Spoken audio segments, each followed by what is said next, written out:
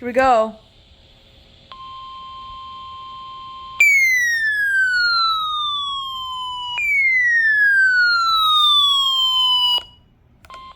This is a test of the NOAA Weather Radio's warning device. The preceding signal was a test of the weather radio station's public warning system. During potentially dangerous situations, specially built receivers can be automatically activated by the signal to warn of the impending hazard. Tests of the signal and receiver's performance are normally conducted by the National Weather Service every Wednesday between 11 a.m. and 12 noon.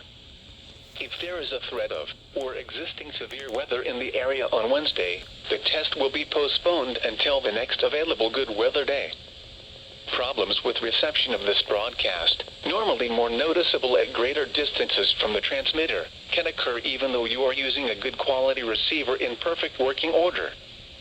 To provide the most consistent and dependable warning service possible, the warning alarm will be activated for hazardous watches and warnings for the following counties: Brazoria, Chambers, Fort Bend, Galveston, Harris, Liberty, Montgomery, and Waller.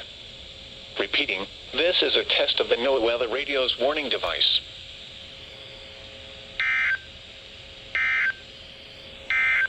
Here we go. This is the